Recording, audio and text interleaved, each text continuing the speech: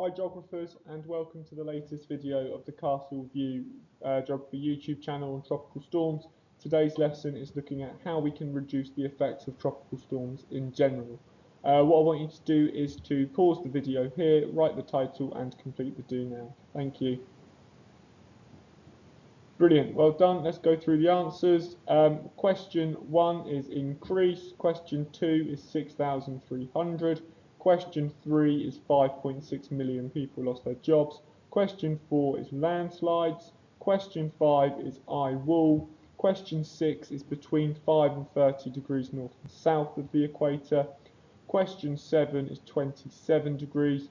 And question 8 is Greenfield destroyed due to urban sprawl. So today we're looking at how tropical storms are monitored, predicted, and people can protect against them, as well as plan to reduce the effect of tropical storms. What I want you to do is to pause the video now and to write down the four keywords of prediction, protection, planning, and magnitude. Brilliant, well done, thank you. Awesome, let's crack on. So, this is where your lesson's going to finish today, and you're going to finish by answering this exam question. So protection is the most important factor in reducing the effects of tropical storms. Do you agree? So I'm not going to go too much into it now, but what we need to do is when we're going through the lesson, you need to be evaluating any prediction, protection or planning strategies and thinking, is protection the best or are there better strategies? So that's that just for later. Okay, so tropical storms have significant economic, social and environmental impacts when they reach the coastline. There are many factors which influence how much damage there can be. This could be the magnitude of the storm, so the strength, how powerful the wind is. The stronger the storm, there should be more damage. It could be the population density of the place affected. A densely populated place will have a higher death toll than a sparsely populated place. And the level of development, so newly emerging economies and low-income countries will have a more significant impact than a HIC, who might have better strategies to reduce the death toll of storms. What I want us to do now is we're going to use figure 2 just to answer some questions based on the figure itself. So the figure shows 3 tropical storms: Hurricane Katrina, Typhoon Haiyan and Typhoon Hagibis. It shows you the country the storms hit and the death toll and economic cost for each storm. What I want you to do is in a moment is to answer the 4 questions. Question 1 is just to name the tropical storm with the greatest economic impact. Question 2 is to name the storm with the greatest death toll. Question 3 is to describe the relationship, that means the link between level of development and the death toll from tropical storms. And question 4 is to describe the relationship between level of development and economic cost of tropical storms. All of the answers are in the figure. When answering question 3 and 4, it is imperative that you give specific data from the figure. So if it's talking about deaths, you quote the number of deaths. If it's talking about damage, you talk about how much economic damage there was. I've got 2 sentence starters there to guide you through that. So pause the video now, use figure 2 and try and answer those questions. Brilliant, well done young learners. Just go through the answers to mark it with your green pens. You've got Hurricane Katrina as number 1, number 2 is Typhoon Haiyan. Number 3, when development levels increase, the death toll decreases. For example, Japan, HIC, storm killed, 6,202 fewer people than Typhoon Haiyan. And number 4, when development levels increase, economic cost increases, and it compares it between, for the tropical storm in the Philippines caused $12 billion, whereas the storm in the USA caused $125 billion worth of damage.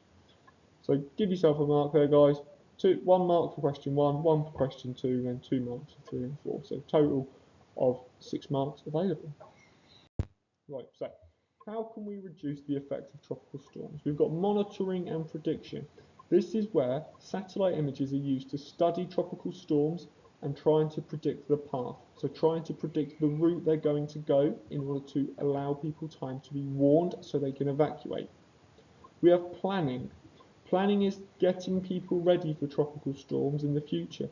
This could be through having practice rescue operations through emergency services. This could be having practice evacuation drills. So when the storm hits, the real storm, people know exactly what to do in order to minimise loss of life.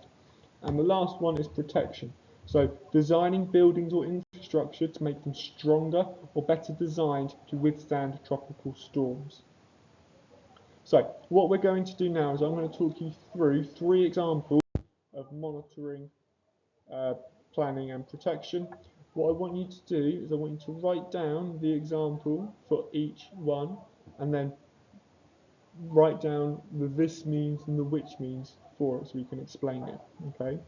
So the first example we've got here is monitoring and prediction. This is using satellite images to track tropical storms. What we can see here is the cone, the size of the prediction gets wider the further the storm is around, and that's because sometimes the predictions can't be 100% accurate for a few days in advance, so more people need to be warned as the actual path could vary slightly. Our example you need to write down is prediction, and during Typhoon Haiyan, the tropical storm was predicted.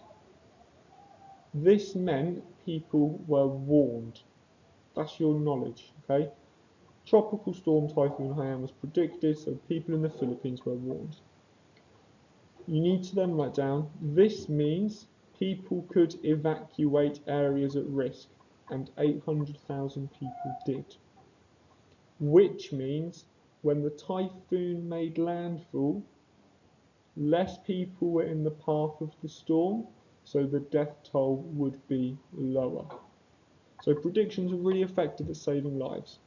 It's worth noting that they're not brilliant 100%, because likewise the predictions can slightly be off, and also by predicting the storm, yes, it reduces the death toll, however, it does not reduce any economic damage, such as damage done to property or infrastructure which will have to be repaired in the future. Planning. So governments can introduce strict planning rules around building in certain areas, and governments can plan evacuation routes. Our example is this picture here. We've got emergency teams in the Philippines practicing rescue missions. So the knowledge is emergency services in the Philippines regularly practice rescue missions. This means that during a tropical storm, and if people are in water, they know exactly how to rescue people in danger effectively. Which means people are rescued quicker, they can be taken to hospital to be treated, so therefore less people will die. And then finally we've got protection, which I believe is probably the most effective way to reduce the impacts of tropical storms. Protection refers to the design of infrastructure, the design of buildings. And our example is new homes in the Philippines after Typhoon Haiyan are built on stilts. You can see the picture here is raised, the house is raised.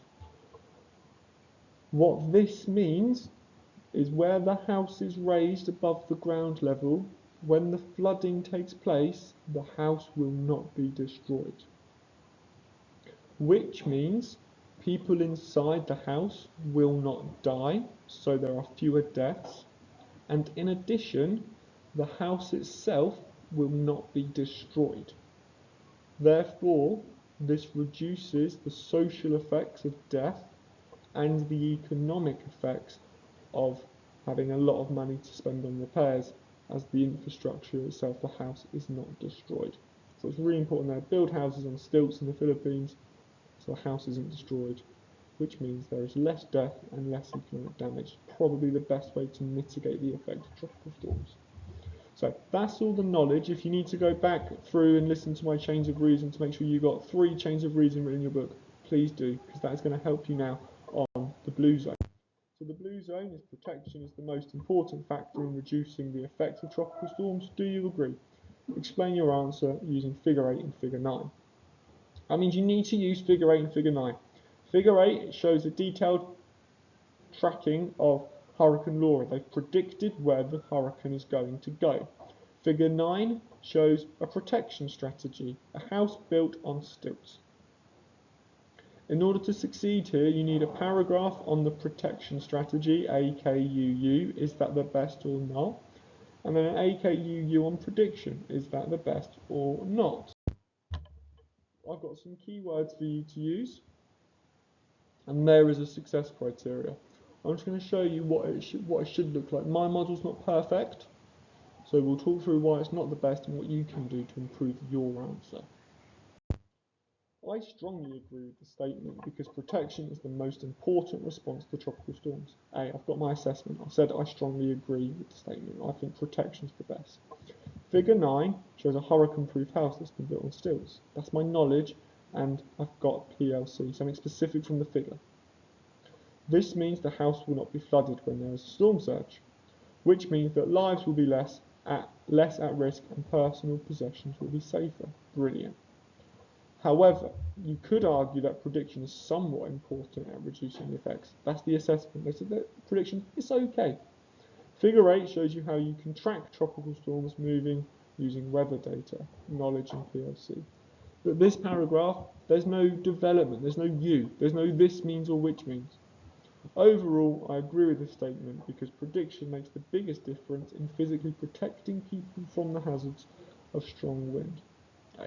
So I'd get 4 marks, 1 AKU, 2 PLC, but the second paragraph's missing that explanation.